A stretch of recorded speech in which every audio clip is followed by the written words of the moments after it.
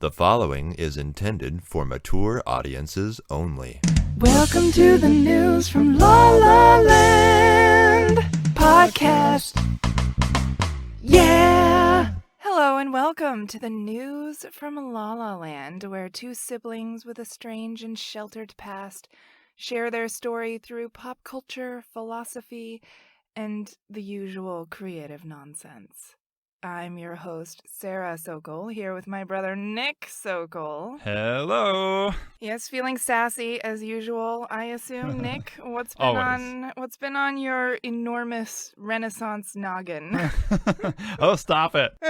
Well, I don't know. I had a funny thought the other day, and this is not something that I have really discussed with anyone before. So these are raw, fresh, unfiltered, unedited thoughts you're getting here. But what if when people ask my religion, if instead of atheist, which, you know, who wants to hang out with an atheist? It's like, oh, you're one of those assholes. No. How about, would you like to hang out with a pantheist? Which you might think is the opposite of an atheist. But it's like so opposite that it comes full circle, because it's like in that movie The Incredibles. What does they say? If everyone's super, no one's super. Incrediboy or something like that. Anyway, that's an interesting thought. I feel like it almost reduces the concept of God to being pointless, though, because if God is the universe, then you're just saying that God is where you live. What are you supposed to do with that knowledge? Worship it? I know, it is kind of funny. It's a little paradoxical. It's like, well, how would you know anything about this God? Well, since it's kind of everything and everyone, you would learn more about this God by doing science and studying the universe more. You know, this is the God of Thomas Paine, actually. Pantheism was very popular, especially in France, a long time ago. Do you feel like it would be more likely to lead to attitudes of respect for the fellow man and the world if everyone was pantheist? Or do you think atheism is more likely to? And also, does pantheism account for an afterlife? No, pantheism doesn't say much other than, like, if there is a God, would be incomprehensible to humans and so huge. It's like, you know, this God is juggling galaxies somewhere. It doesn't care about your day-to-day life. I think the only work that pantheism does for me, anyway, as a concept, is that when I say, what is the meaning of my life? What is it for? What is my place in the universe? It gives me something a little bit more colorful to imagine than that I'm just a bunch of meaningless particles floating in an empty void. Right. Instead, you are part of God, but also... Yeah. Well, and here's the thing, and this is not just... I feel like it goes a little deeper than just being my personal preference. Now, this is probably getting a little deep for an intro conversation here, but it's what I'm thinking about right now. Yeah, well, the topic of today's podcast is words and their meanings, so... I'm going to just latch on where you said meaning there and go with meaning in general. Okay. No, but I think it goes a little deeper than personal preference. It is, I think as humans, biologically, I think it's been theorized that we are just designed for belief in something, in the supernatural or in a god or an afterlife. I think that is just like a biological defense mechanism that has developed in our brains to cope with the fact that we became conscious and self-aware and able to contemplate our non-existence. I think it's more than something that humans do. It's something that they are. So I think that's why atheists are so rare in the world, or it's so much more common to hear people say, oh, like they're non-religious or they're agnostic or something like that, because it really is, I think, difficult for us to imagine no God. So a lot of people have trouble doing it. I mean, don't you think that comes from our intelligence as a species, though? Just like we start by looking at the world around us and we want to understand it and we want to connect with it because we're social creatures. And so we want to assign understanding and assign labels to everything we see around us. And then, of course, as a caveman, cavewoman, we come across something we can't understand, and we're not capable of coming to a way of understanding it at that point. And then our mind is so intelligent and so empathetic that it wants to fill in some answer there.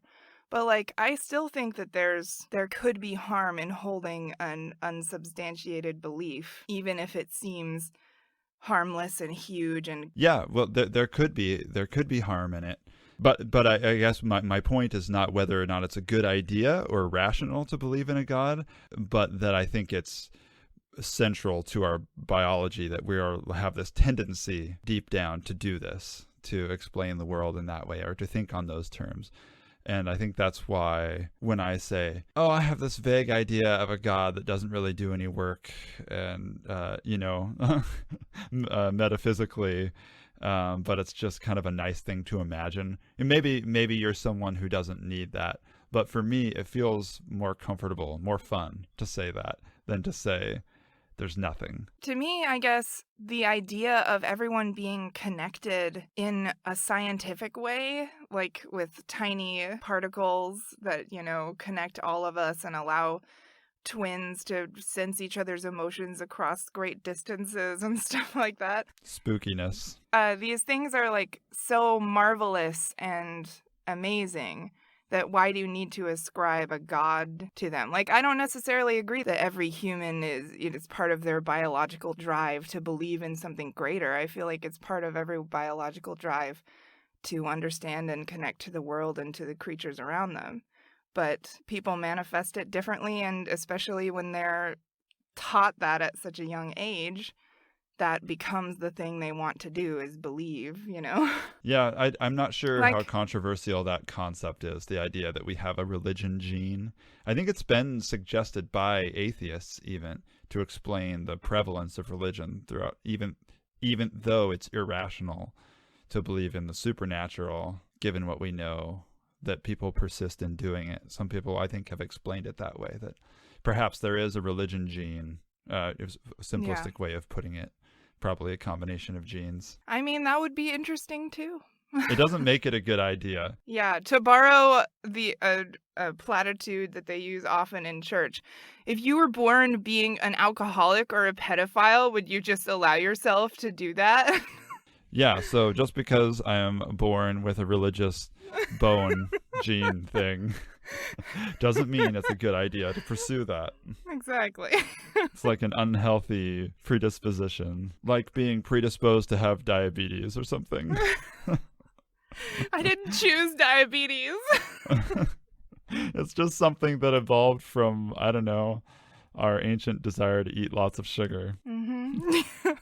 Hey, do you want to start a podcast? Yeah. So, like I said, we're discussing words today, and of course, I'm sure you're all wildly curious to hear how that will tie into the inevitably sordid topic of pop culture moment. Pop culture moment.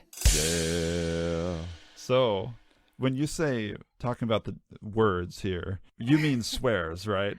Well, that's mainly what I'm talking about, yes. You wanted to talk about pantheism, which is also a word, so now we're moving on to more words, and that's the connective thread here. Yeah, it's like, but swearing. when I say yeah. pantheism, you say... Fuck! Yes, that's exactly what I was hoping you would say. Well, I guess then besides swearing, there's other words that you're not allowed to say when you are raised in a closed-off, Orthodox, homeschool, conservative, ultra-religious family. Yeah, I mean, there's a lot of families that ban swearing, and I get that. It's disconcerting to have a little kid saying something really foul.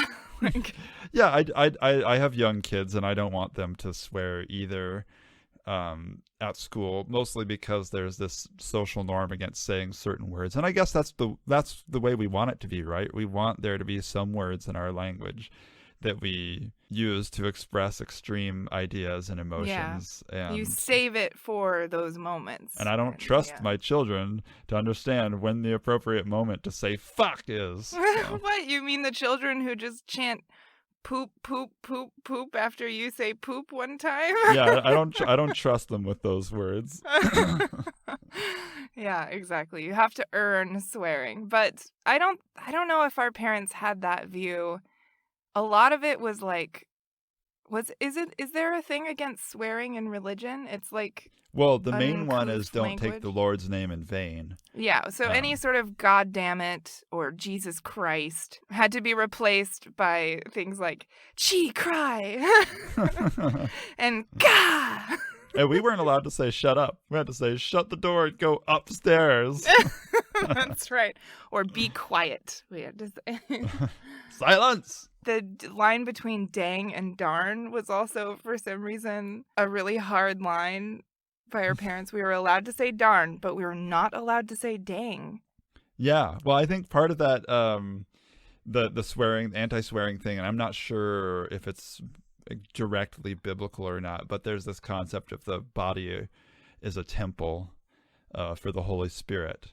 And, you need to treat your body with respect and say clean words. Don't say unclean words to defile your body. So I think that's probably part of it. Plus, I mean, they had they didn't want us to be crass and crude either. But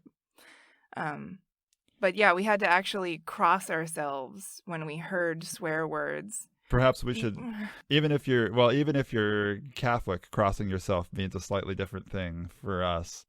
As an Orthodox person brings 3 fingers together to represent the Holy Trinity. Yes, it's the thumb, the pointer finger, and the middle finger. These 3 And then combined. you move your hands from your head down to your stomach and then across to each shoulder, right, then left.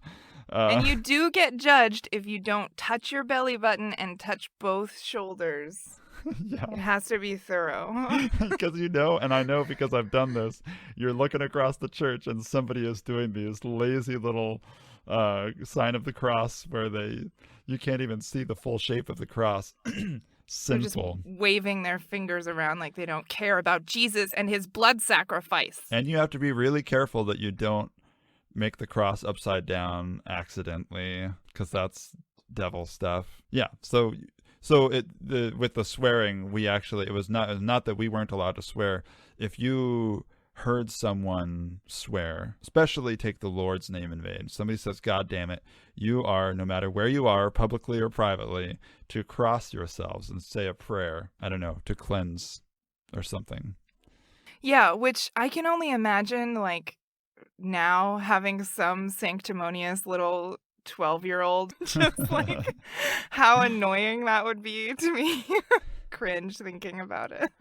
I had a funny memory about swearing, actually. I must have been very young, like probably 6 or 7 or something like that. And I remember playing after church with some kids out there, and some kids said dang. And I was horrified by this because I thought it was a bad word.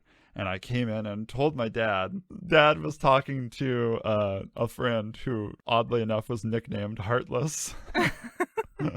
And I came up and said, blah, blah, blah, said dang. And I think Dad was kind of embarrassed about this, about me like looking like a little whiny twerp and a tattletale.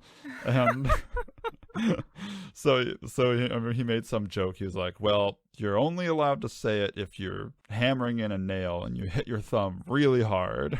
So that was my limit then after that for dang. I could say dang if I hurt myself really badly. So he taught you the social norms for extreme language, like dang. I mean, I can see it would just be easier with kids to just be like, none of these words. Why bother trying to explain why there would be exceptions for some and not others? My eldest daughter actually said her first bad swear the other day, and she didn't know it. And that would put me in this funny position where, so we're both big fans of the musical Hamilton, and there's a few bad words in Hamilton. And Ellie was singing some Hamilton song, and then when she finished, I started singing a different Hamilton song that was stuck in my head. And it's the part where it goes, boom goes the cannon, watch the blood and the shit spray. And I realized halfway through that my daughter was there and I couldn't finish it. So I said, boom goes the cannon, and then just pops in, watch the blood and the shit spray. Oh my God. And I had this wide-eyed moment of like, do I tell her or do we just let this one roll off? And yeah, let's just Not still leave make that a big a deal mystery. out of it. Yeah. Oh my Yeah. God. That's just a weird sentence to hear a kid say. Watch Especially the because they blood don't and really the shit know spray. what it means. Yeah, it's literally about humans exploding. In a cloud of blood and shit. Yeah, which is how humans explode. God. You're a bad parent. Bad parent alert. Yeah. Don't show your kids Hamilton, because they'll learn about history and then how horrible it was and how people got Seriously. exploded a lot. Yep. They'll lose their innocence learning about history. Well, hey, another thing I was thinking of, speaking of crossing yourselves in public displays of religion. You remember that when we yawned in church or elsewhere, you were expected to make a very small sign of the cross over your mouth. Yeah, You remember the reason why we did that? I feel like we might have talked about this before, because I have it fresh on my mind. It was to avoid letting demons in. Oh. And I always joked, or out. Oh, that's funny. Wait, did we talk about that on a podcast? I thought we might have. We might have mentioned Oh. it briefly, but that was another thing we did in public. We would do a tiny sign of the cross over our mouths. Try to do it subtly. Yeah. I mean, unless you're a spiritual badass and you have the guts to, do it really. Right. Which was kind of the point of the whole thing, is to prove your spiritual badassery, right? To be like a shiny example of the religion in the world without being an evangelist. Yeah, we were encouraged to, in public, you're expected to sit there and cross yourself and pray over your lunch before you ate, and cross your mouth if you yawned, lest the demons enter, which is so superstitious. So well, the idea of it, though, I think, is that it will invite people to come ask you about it. If you're appearing odd, if you're appearing strange and different, it's good, because people will come and ask you, and then you can have an opportunity to preach to them about your religion and what you believe. Yeah, Dad always said if you're feeling too comfortable, or if you're feeling like you're fitting in too well with the secular world around you, then you're probably doing something wrong. Yeah, which, true. I've never fit in with the secular world around me, but No, it's because you're a genius. I don't know. Well, what's interesting for me is that I started swearing horribly long before I left the church, and just because of the friends I was around and musicians and stuff like that. And I wouldn't use the Lord's name in vain. I wouldn't go there, but all the function shits that you want, and dirty jokes, that sort of thing. And the way I justified this as a Christian, and I suppose any Christian could do this. So if you're out there and you're a Christian and you're looking for a legalization, a justification to be weighed on the scales of eternity before the throne of God as to why you can swear. Oh, yeah, because God will give you an opportunity to plead your case. Is that, God made noise, and along with everything else, and he, did he really make one noise worse than another noise? Saying fuck or shit is something that is kind of culturally dependent. It's just a sound that humans figured out how to make, and we decided as a culture that we were going to be offended by some of the noises that we made up. And God really had nothing to do with either the creation of that particular sound, or maybe he did because of the Tower of Babel. Anyway, I guess I always just assumed that humans made up swearing, and that we decided together what words were inappropriate, and that God was just above all that.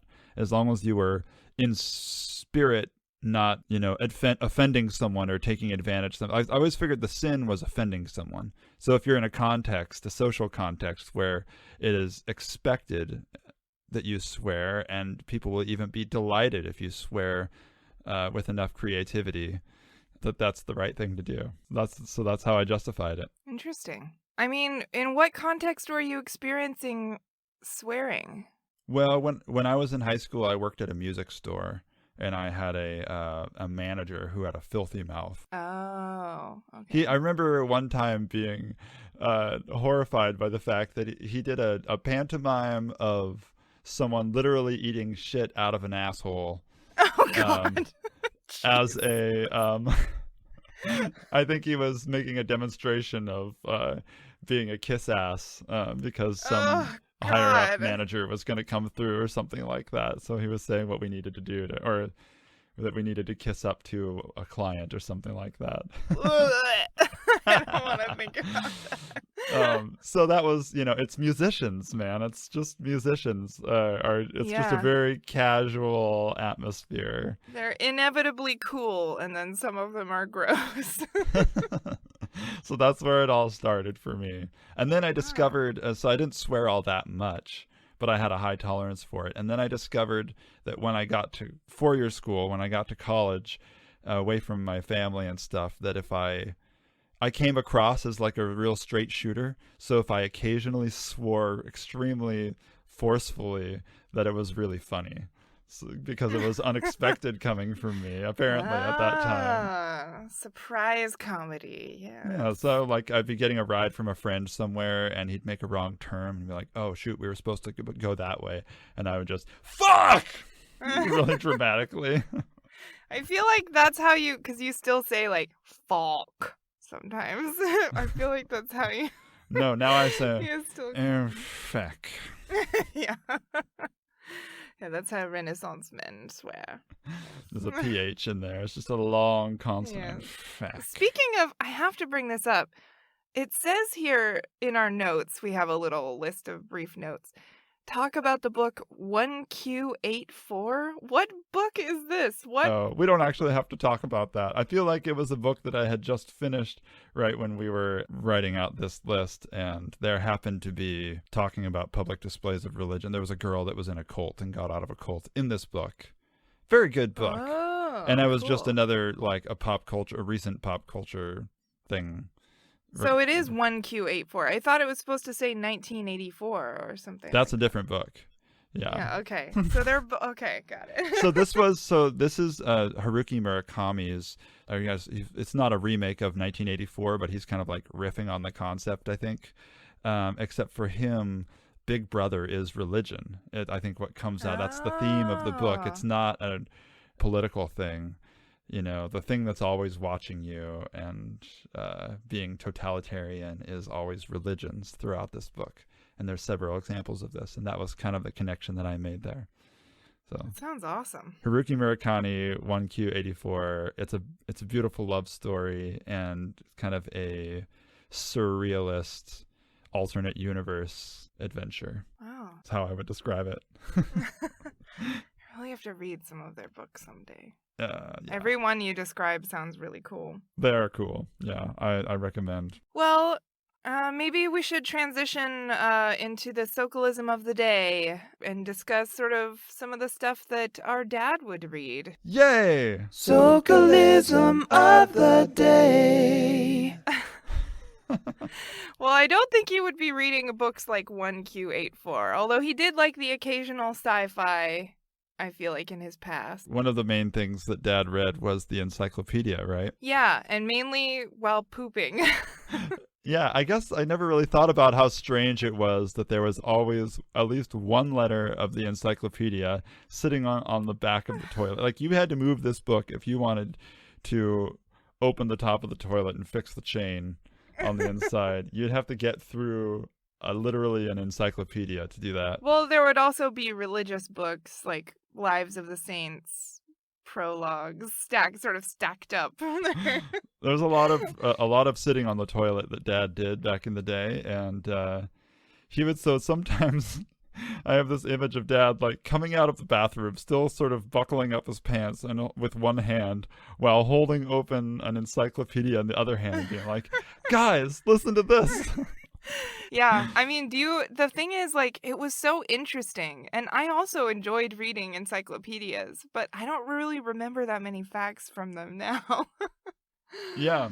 I don't remember, like, a significant factoid. Yeah, it's one of those things that's, like, enjoyable to read. You're not necessarily going to remember all that, but it's cool. I don't know, it still makes your brain happy to learn things. Yeah. And I think Dad was doing it as kind of a competitive thing, because his dad was famous for having read an entire dictionary. Oh, and he wanted to beat his dad and read all Yeah, the Dad said, well, you encyclopedias. read the dictionary, well, I'll read an encyclopedia. And he did. He got through the whole thing. Although, honestly, I think that's cheating. I think that's a lot more interesting reading than a dictionary.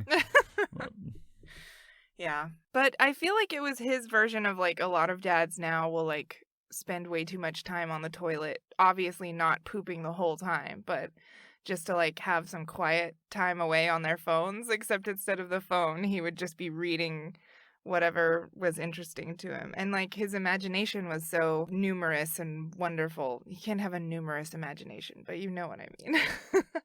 I like to think that you could. That's kind of poetic, actually. My imagination is numerous. Yes. Numinous and numerous. Numinous and luminous. But anyway, he had a luminous imagination, and I feel like reading an encyclopedia is the type of thing imaginative people love because it takes your mind to all these different places. Yeah. Tell me about the other sorts of books that were sitting on the toilet. Well, saint I already stories. said, yeah, Lives of the Saints, there, and the prologue, which was basically just a lot of miniaturized versions of the Lives of the Saints, martyr stories. There were a lot of super weird ones. Like I remember off the top of my head a story of one martyr who was having their skin flayed off by their torturers, and then they grabbed one of the pieces of skin and like used it to slap their torturer in the face. Oh my God. I remember that. Oh my Lord. Yeah. Well, okay, so there's two really awkward things about those Lives of the Saints stories. One is that they're translations of variable quality, usually from Russian or Greek. A lot of the ones we had were translations from Russian. So that was one thing that made some of the stories kind of odd, and well, also that they were probably written by like hermits and monks who had kind of odd sense of humor or something. Yeah. But the other weird thing about them is that one of the quickest and most surefire ways to achieve sainthood in the Orthodox Church is to have been martyred, killed, or tortured for your faith. And the more severe and painful and horrific the torture was, the more glory you got as a saint in the church. Yes, which was handy because, man, some of those, like Diocletian, he was imaginative. Well, yeah. So many of the Roman emperors that came before Constantine, or if you're an Orthodox person, Saint Constantine.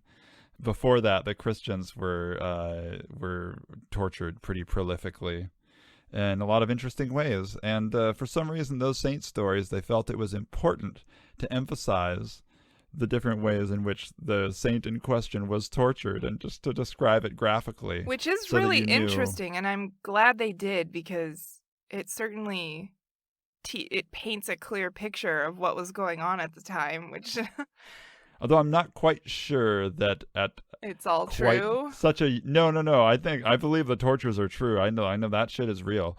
But at what age do you think a child is ready to learn that someone gets their skin flayed off with iron flails, or burned with hot irons, or have their genitals chopped off? Okay, blood in the shit spray guy. I could go on. I am from a very, very young age. You and I were encyclopedias of medieval tortures. Methods. Yeah, that's true. And I still am fascinated by torture to this day. So. Oh God, I'm horrified by it. I can't. I haven't read a saint story in so long. I'm no longer numb to it. So that if I hear about these things now, it just makes me shudder.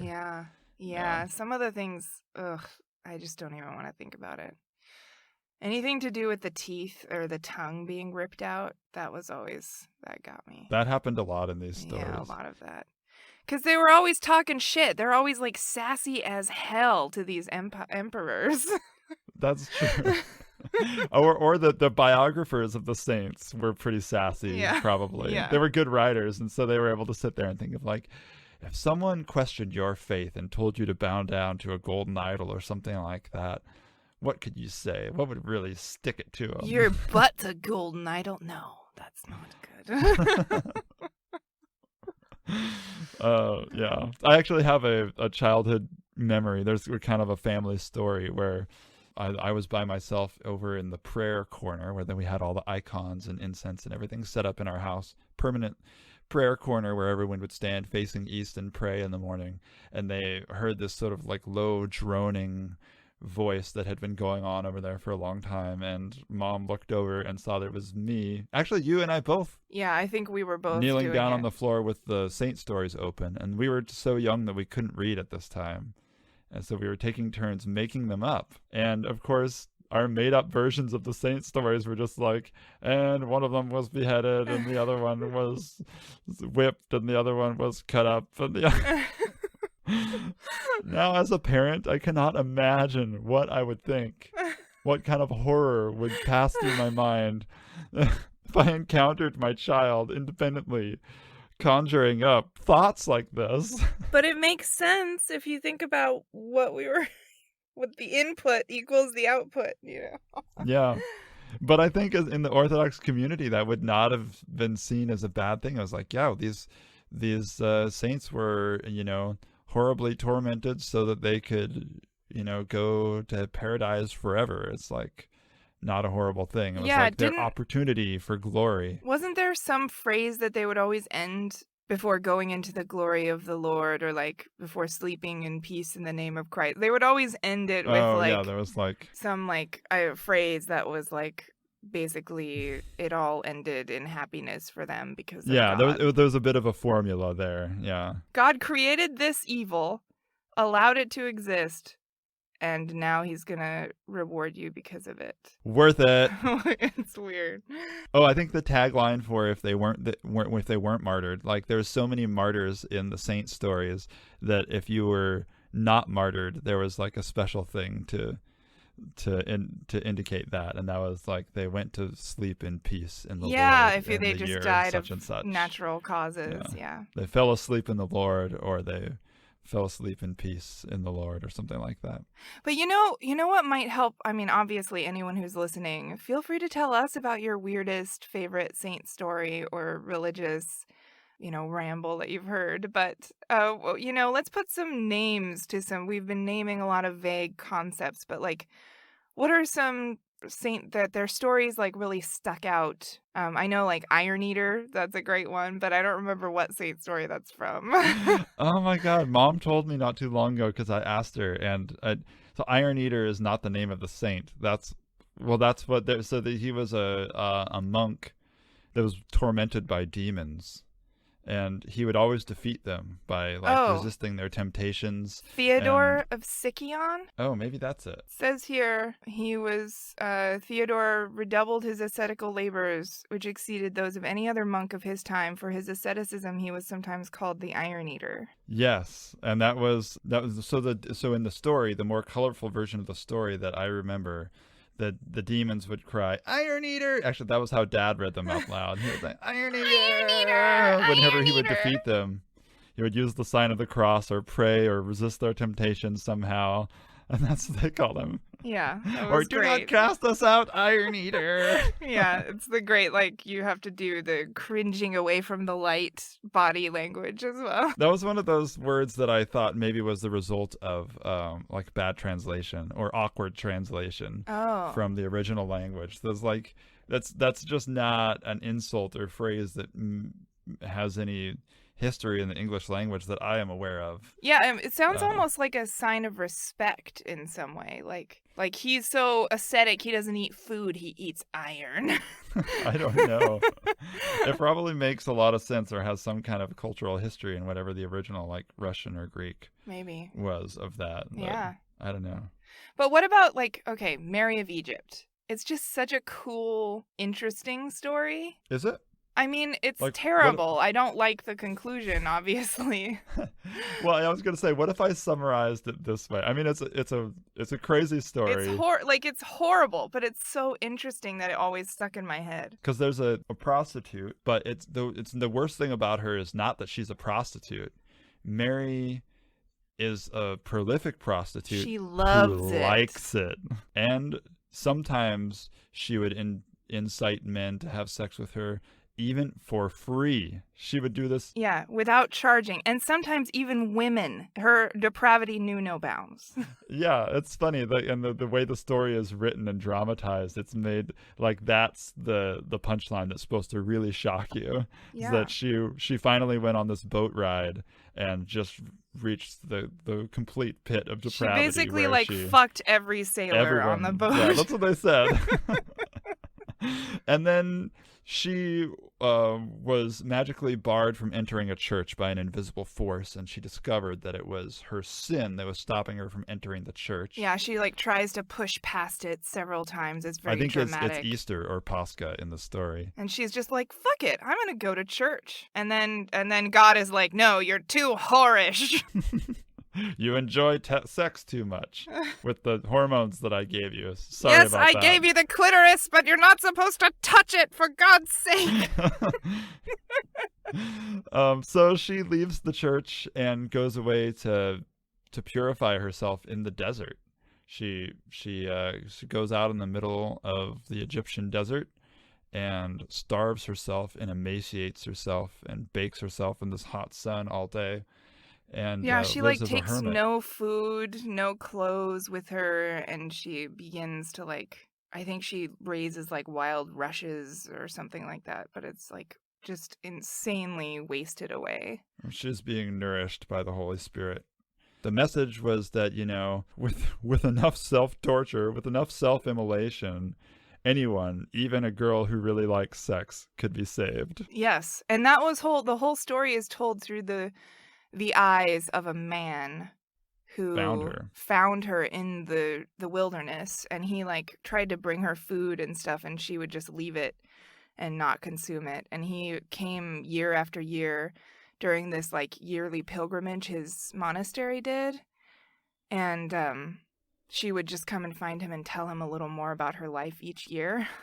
Yeah. And yeah, it was really interesting. But then at the end, he finds her passed away, and I don't know, she got sanctified. Well, somehow, she had done some miracles. She was purported to have worked some miracles throughout the course of this, been levitating off the ground while praying, and that she was found dead miles away from where she had been seen only minutes before or something like that. So her body was magically transported a long distance after dying. I'm not sure why. I can't remember why, but that was significant. I don't remember all the details of why she became sainttified other than... Yeah. She went through a lot. She lived a lot of life. Don't get me wrong. Guys were also, male saints also expected to self-immolate. If you didn't have the benefit of getting tortured by the Emperor Diocletian, to another way to achieve sainthood is to hurt yourself a lot. And so you have these saints, famous saints called the Stylites. There's, I think, Simeon the Stylite being the most famous, where they stand up on these pillars for years and never come down and eat almost nothing, and their bodies get sores and fester, and if some of the pus falls on you for a while, if you're under, you would get healed. You might get healed from your illness. Oh God, just what kind of a, well, we don't need to get into that too much, but just what kind of a fucking God wants that? Would want this? Yeah. But he does. Yeah. Yeah. What's a nice saint story? Are there any of those? Oh, tons. Yeah. But that's not what's fun to talk the about. Happily married guy. Yeah, you're right. I think there's one about this family that gets separated and tortured a lot, and then they get reunited at the end, but I don't remember it because it's not very interesting. Yeah. Oh, you know what? You remember that there's a black saint too, and you know how you know that he's black? Do you think Saint Mary of Egypt was black? Maybe, actually. No. But yeah, you know that Moses was black because he was called Saint Moses the Black. Right. It's critical that we make that distinction so that he stands out from the rest of the white saints. Yeah. Saint John Chrysostom, isn't his relics are the ones that we visited, right? His body. Mm-hmm. And his skin was all black. But they say he's preserved perfectly. So maybe. Maybe he was a black guy. I don't actually know. Maybe he converted to be a black guy at his death. Yeah, that was nature converted his skin into a darker color. Anyway. We're derailing a little bit here. Yeah, so that's all the saints. And any others you want to talk about? I mean, we talked about Saint Nick on our first podcast, of course. Yeah, I know Jolly there's old Saint Nick. a lot of saints in the Catholic tradition also, and some saints that are popular and, people are aware of in popular culture, like Saint Patrick and stuff. There are some saints that are just like from the Bible that I'm not sure why they're saints. Like Saint Sarah, who was the wife of Abraham. I'm not sure what she ever was supposed to have done that was so saintly. Well, she gave birth And to yet- a long line of people that would lead to Jesus eventually. Oh, of course. The only use for a woman is that she has a womb.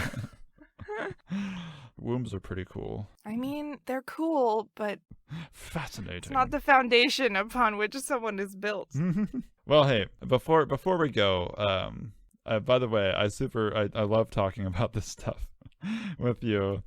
Yeah, likewise. It's really interesting to bring up the saint stories and just realize before you say it out loud just how weird this is going to sound, and yeah, how just commonplace it was for us growing up to talk about this stuff, and the torture and the asceticism and self-immolation, and it's That's it's true. just wild. And it's so much reminding me of why I had so many hang-ups about sex for so long, because of how it's treated and how it's talked about, especially for women. Yeah, really interesting. But let's go on. Let's move on to something a little more pointless here. Yeah. Let's get lighthearted, Conjectural, shall even. we? Pointless conjecture. Pointless conjecture. All right.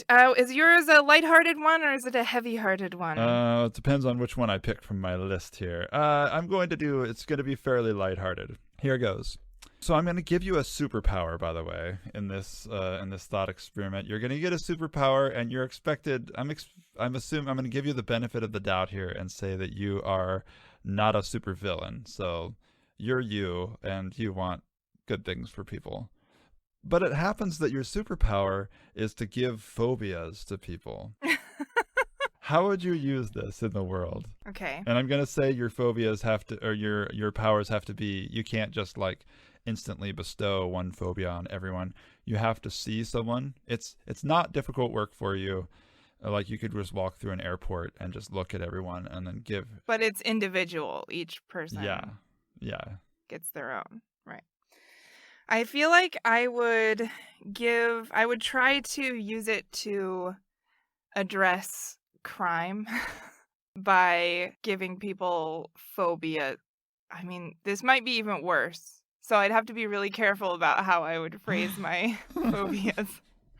Like, if you make a pedophile afraid of children, it won't necessarily make him, stay away from them. It will just make him more likely to lash out in anger or fear or something against them. I don't know. Let's treat this phobia like a D&D spell. Like when you get what is it called when you're suddenly afraid? What is that kind of spell? Oh, you have to run away from them? Yeah, you have to use your move to run away from them, or to avoid so it at all in costs. D&D, when you cast a fear spell, you have to use your entire movement to run away, and you can attack them, but only at disadvantage.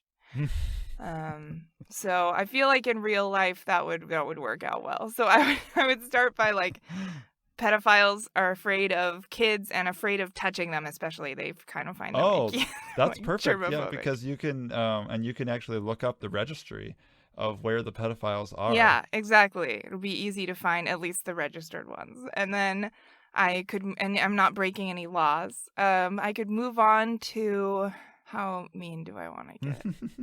I know it's at first thought whenever I say these things, I always kind of think about it myself.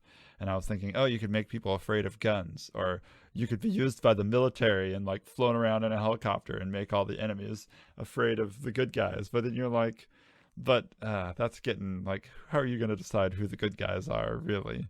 Yeah, exactly. And that's always the fear. For me, I had this idea pop into my head of I can make people afraid of cheating on their spouses. But then I was like, but that would be so situational and Maybe It would like, do you really want to be with someone who needs that phobia in order to keep them from cheating on you? And like, right. Yeah, you have to look at it's hard to find an example of something that is like an uncontroversial good that you could just across the board give to a person, an individual. yeah, which is why I went to the pedophiles thing, It's a because pretty good they example, will actually. they'll install themselves in like every, like they'll be the leader of your Boy Scout troop or the priest or the, teacher, and I would like them to not be able to hold positions like that ever. Yeah, and they won't do it if they're afraid of kids. So that makes a lot of sense. But I'm having, let's see, maybe murder. You would like, no, because sometimes you do need to be able to take the life of someone. Yeah. Maybe. I think that's necessary given our biology and predilection for violence and getting attacked. Yeah, like I don't want to take away someone's natural defense. What do you think the world would be like if you gave a ton of people, let's say you were able to get around to a lot of airports, and like maybe a third of the world's population was now phobic of lying? What kind of a world would we live in? Oh, I mean, I would hate that myself, but it would be nice in other people.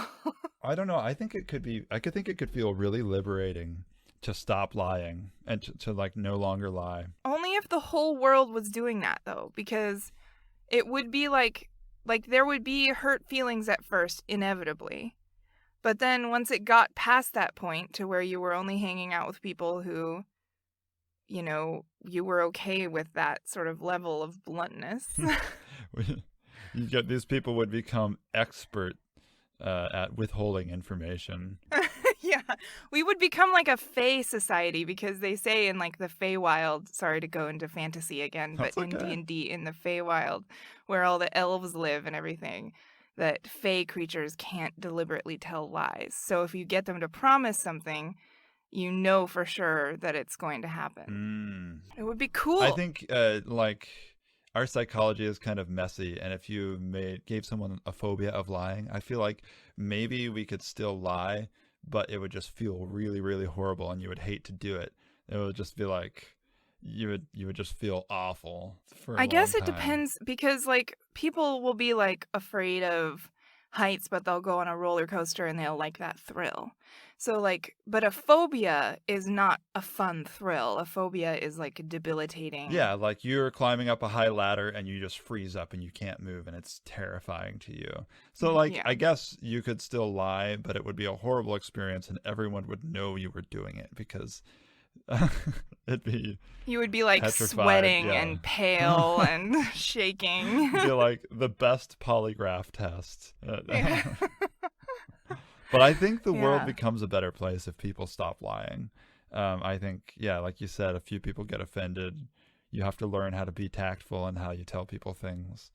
But I think that the benefit of, somebody asks you a difficult question and having to tell them you're not comfortable with answering it or giving them the truth, I think that's just a good place to be. I agree with that. And like, we've developed a society in which saying like, I don't want to hang out with you because I'm tired is somehow not an acceptable thing for a lot of people to hear or to feel like they can say.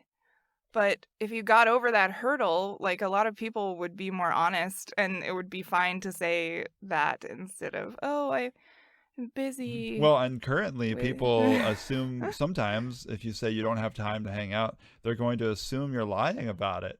Like because of that social norm. just that you don't yeah. want to, maybe, which is really the truth. Like I don't want to right now. That's That true. doesn't sound, or Yeah. there's something else that I'm doing that sounds like more fun.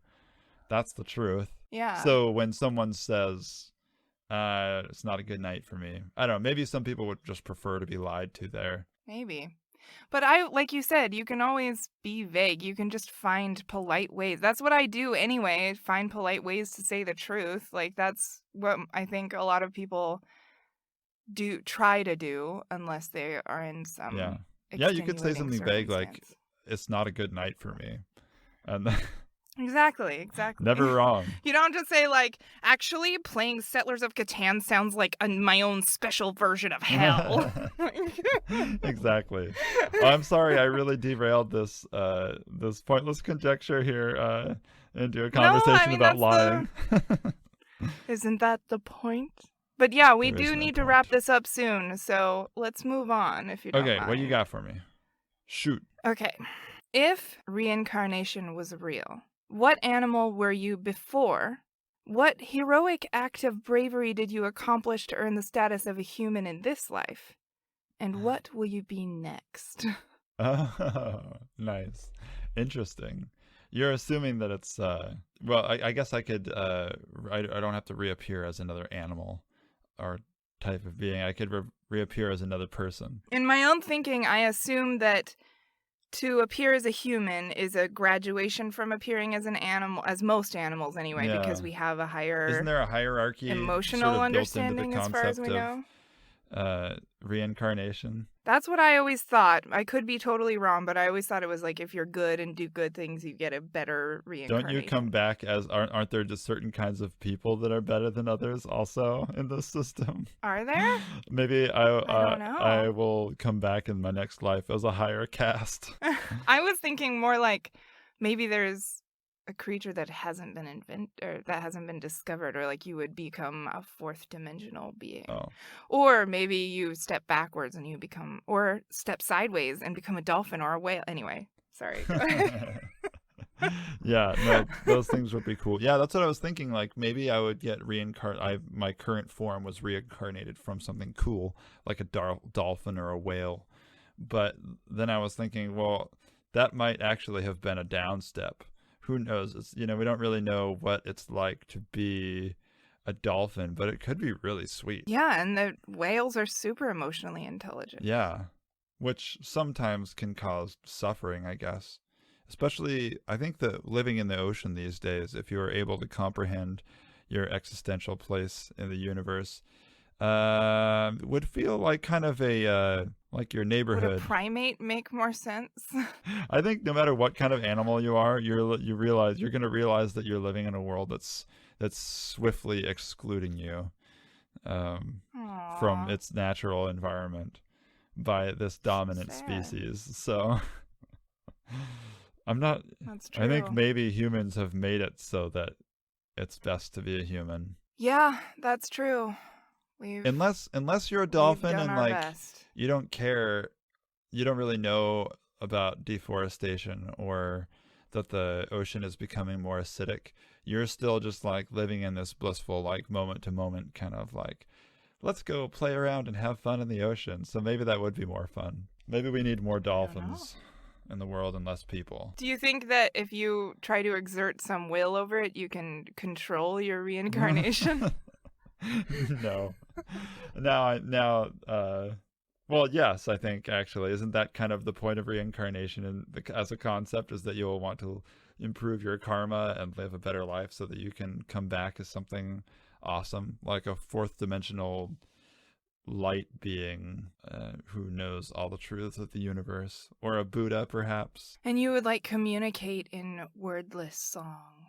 But who am I kidding? I don't think I'm doing anything quite heroic enough in this current life to warrant such a reincarnation or to turn into a Buddha. But maybe I was. How far of a jump can you make? Like, if I was a spider, could I have gone like spider to human or something? Or would I have to graduate to like a mammal first? I guess it depends how you gauge the value of the living creature. If you're a pantheist, maybe it doesn't matter. You could leap anywhere. Maybe. Like if I was a spider and then I just decided to like share a morsel of a mosquito with another spider, and that was my act of heroism that got me. I feel like that's not that would get you to like cockroach. What? No, that's worse. No, then you would survive the apocalypse. Oh, that's true. I think the main problem with the concept of reincarnation might be the hierarchy itself, just the concept that it's yeah, like what's better and why. Maybe being reincarnated as a sloth would just be like Amazing. Well, here's the thing. Here's my thought. Maybe, and this is totally not from real reincarnation, just my own head, but maybe like you are still your soul, quote unquote. You have a soul in this, and you sort of, maybe it would be like the worst life for you based on your preferences.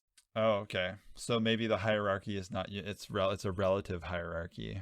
Yeah, exactly. It's not like the same for everybody. Like for some people, swimming all day in the sun sounds great, and for some people, they hate swimming and they're afraid of water.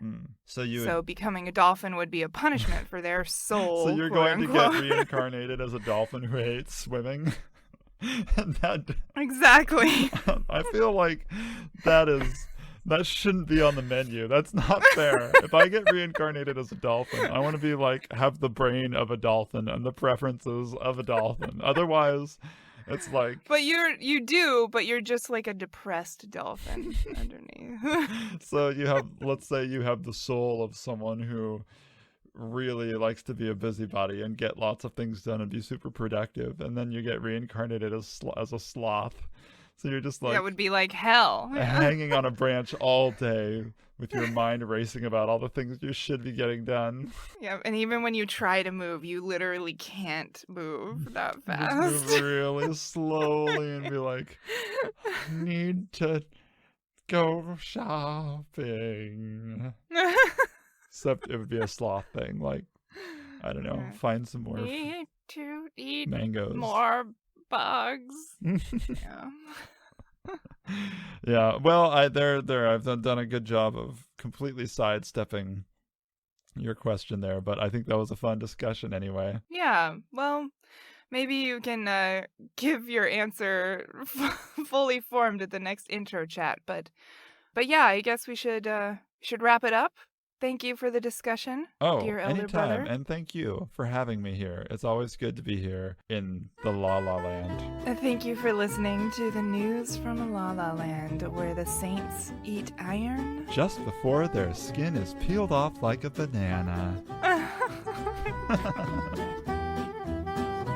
If you are enjoying this show, please consider leaving us a review on iTunes or wherever you listen to podcasts, or simply email us at voiceofsokol@gmail.com. We would love to hear your feedback. The theme music for this podcast was written and recorded by Nick and Sarah Sokol, and the music you are hearing right now was performed by the band Nuage on their album Noof, available on iTunes and Spotify. The News from Lalaland is a production of Voice of Sokol. To learn more about the Sokols and their creative content, head to voiceofsokol.com.